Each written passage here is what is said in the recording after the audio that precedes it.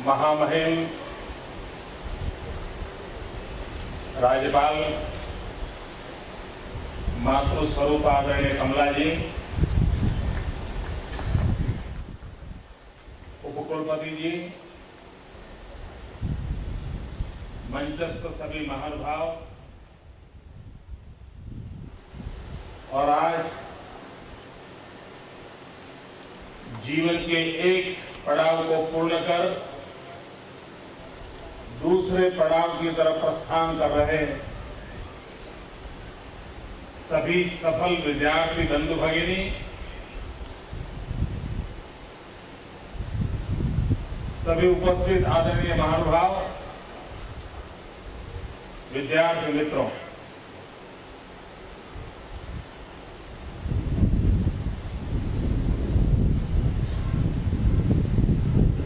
आज यूनिवर्सिटी के छात्रों के लिए यह पदवीदान समारोह है।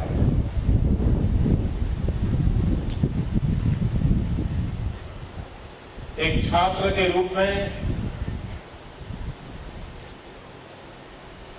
इस यूनिवर्सिटी से आपको जो मिला, आपने जो पाया, आपने जिसे जीवन में ग्रहण किया, उस सब को एक प्रकार से कसौटी पर ताकने का युग आपके जीवन में शुरू हो रहा है।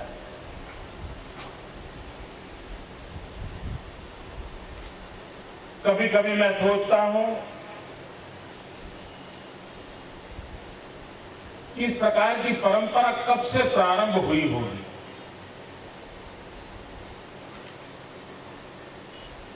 अगर पुराणों को टटोले, अगर इतिहास के झरोखे से देखें तो ये ध्यान में आता है कि तैत्तिरीय उपनिषद के अंदर पहली बार इस प्रकार के कन्वोकेशन की परंपरा का उल्लेख आता है और उसमें ऋषि अपने गुरुकुल के विद्यार्थियों को विदाई देते समय इस शिक्षा का जीवन में कैसे उपयोग हो, शिक्षा का समाज के लिए क्या उपयोग हो,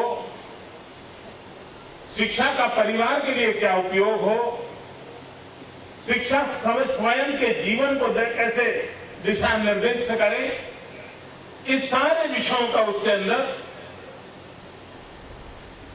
बड़े विस्तार से उल्लेख है और उसी आशीर्वाद स्वरूप मिले हुए शब्दों के माध्यम से जीवन जीने का प्रयास उस समय के छात्र किया करते थे। मुझे विश्वास है कि ये परंपरा सिर्फ कर्मकांड नहीं है, बीते हुए कल का लेखा जोखा लेते हुए आने वाली कल के लिए दिशा निर्धारित करनी है, गति निर्धारित करनी है और ये सब ज्यादातर स्वयं के बलबूते पर करना होता है। जब हम यूनिवर्सिटी में होते हैं, क्लासरूम में होते हैं, साथी विद्यार्थियों के बीच होते हैं, गुरुजनों के बीच होते हैं, तब कोई न कोई होता है जो हमें उंगली पकड़कर चलाने का प्रयास करता है, कोई न कोई होता है जो हमें दिशा निर्देश देता है। कभी हम उलझन में होते हैं तो उन गुरुजनों के पास जाकर के हम भी मार्गदर्शन प्राप्त करने का प्रयास करते हैं और हम उलझन से बाहर आकर के उस रास्ते पर चलने का प्रयास करते हैं। विद्यार्थी काल में सारे अवसर मिलते हैं, लेकिन एक बार विद्यार्थी काल पूरा हो जाता है फॉर्मल उन व्यवस्थाओं से जब मैं बाहर चला जाता हूं, न मेरे आसपास कोई गुरुजन है, न मुझे मार्गदर्शन करने के लिए किसी क्लासरूम में कोई प्रबोधन हो रहा है, और उसके बाद जब जीवन की कठिनाइयां शुरू होती हैं, तब हर पल लगता है कि यार अच्छा होता जब पढ़ता था तब इस बात पे ध्यान रखा होता तो शायद आज मैं इस रास्ते से गुजर जाता, कोई कठिनाई नहीं। हर पल याद आएगा, बीते हुए कल का हर क्षण याद आएगा कि काश उस समय मैंने ये ध्यान दिया होता तो आज ये मेरी शक्ति के रूप में मेरे काम आता। और कुछ लोगों को जिंदगी के उस पड़ाव पर यह भी ध्यान आएगा, अच्छा हुआ यूनिवर्सिटी में मैंने जाना था, सीखा था, आज मेरे काम आ गया और मेरा रास्ता साफ हो गया। एक नया विश्वास पैदा हो, एक नए विश्वास के साथ आगे बढ़ने का अवसर आता।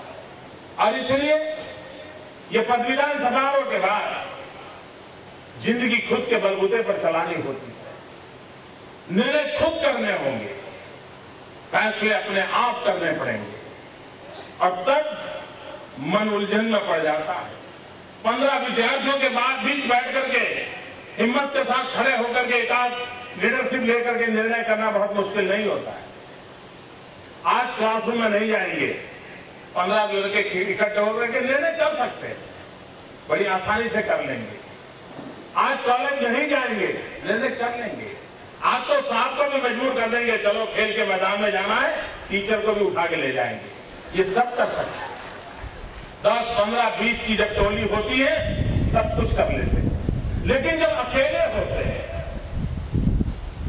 और ट्रेन के अंदर जगह भी लेनी होती है तो 50 बार सोचते हैं, यार इतनी भीड़ है, मुझे जगह कहां से। व्यवहार जीवन के अंदर जिंदगी का जब प्रवेश होता है तब कठिनाइयां महसूस होने लगती। यहां की शिक्षा दीक्षा आपको जीवन के कठोर सत्य में विश्वास के साथ आगे बढ़ने का सामर्थ्य दे, ये शुभकामनाएं देने के लिए मैं आया। आपने जो अर्जित किया है, जो पाया है, वह आपकी जीवन के अंदर शक्ति के रूप में कैसे परिवर्तित हो, वो आपकी स्वयं की संपदा कैसे बने, और संपदा के भरोसे आप जीवन के हर उतार चढ़ाव को पार कैसे करें, इसके लिए अब आपको अकेले को सोचना पड़ता है। मैं कभी कभी सोचता हूं कि दुनिया में अच्छे से अच्छा विद्यार्थी कौन था, वो कौन सा विद्यार्थी जाए जिसको हम कह सकते हैं कि उसको नंबर 1 देना पड़ेगा। और ध्यान आता है एकलव्य की तरफ। गुरु मौजूद नहीं थे, गुरु की कल्पना मात्र थी, लेकिन जीवन में कुछ सीखना था, पाना था, बनना था, और किसी को पराजित करने के लिए नहीं करना था। एक भीतर से आवाज उठी थी कि मैं क्या राज परिवार में पैदा नहीं हुआ, इसलिए क्या मैं शिक्षा प्राप्त नहीं कर सकता हूं। उसने आह्वान किया था समाज व्यवस्था को, ललकारा था उसने।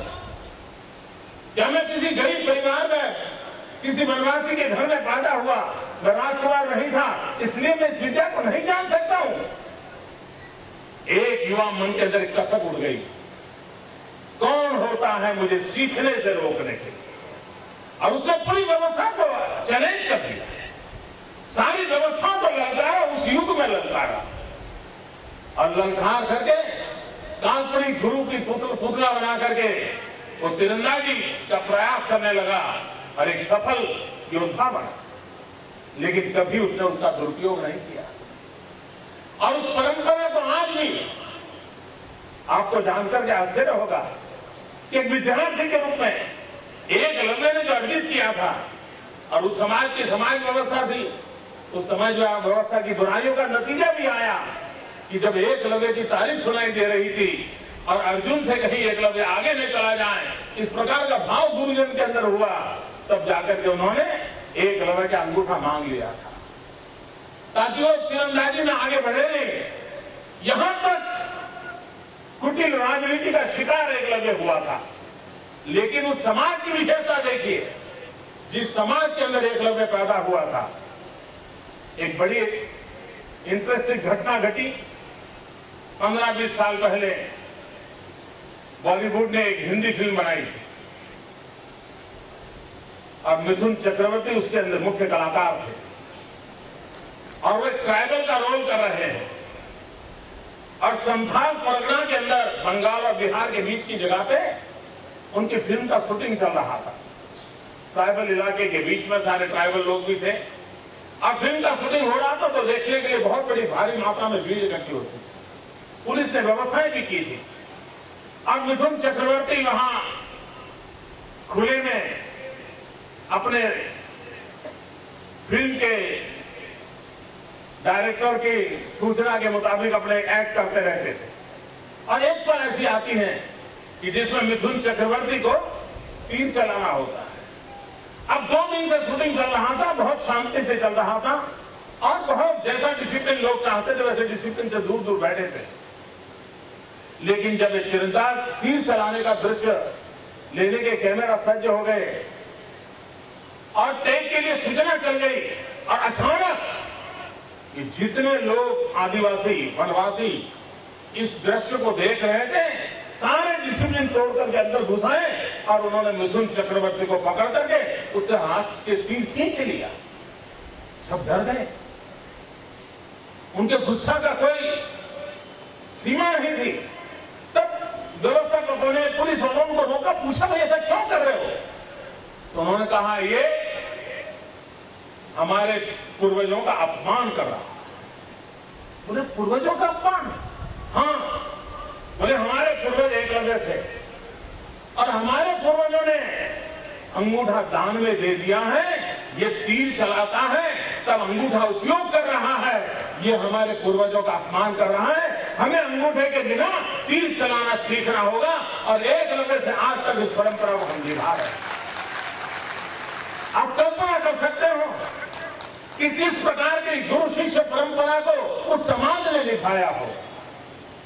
यह सामर्थ्य एक शिक्षण के जगत के अंदर विद्यार्थी जीवन का एक बेहतरीन उदाहरण हम लोगों के सामने मौजूद है।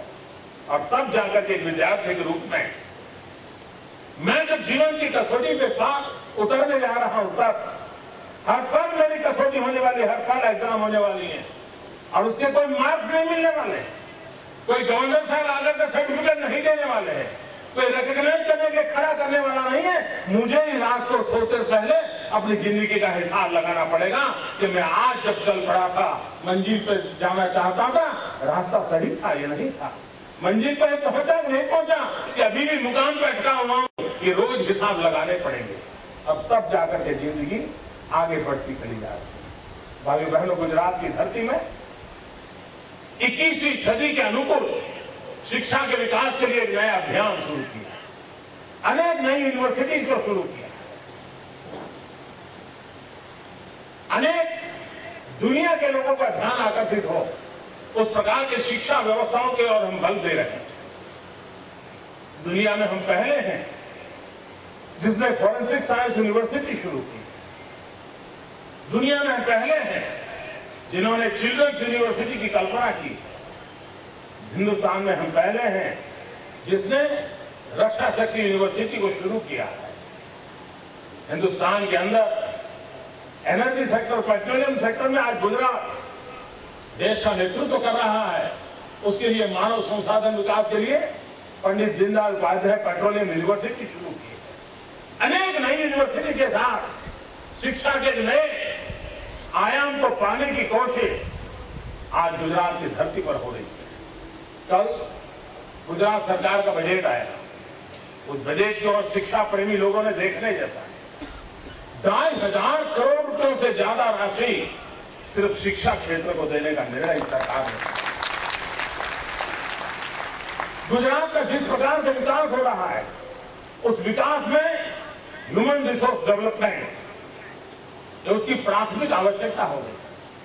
हमें इस प्रकार के मानव बल की आवश्यकता है जो आने वाली आवश्यकताओं की पूर्ति के लिए अपनी महत्वपूर्ण भूमिका निभा सके और उसके लिए नए नए शिक्षा के क्षेत्रों को हमें छूना होगा और उसके लिए एक अभियान चलाया है। ये सरकार ने स्किल डेवलपमेंट पर बल दिया है। आज हम सब जानते हैं दादा धर्माधिकारी जी के जीवन की एक बड़ी मजेदार घटना।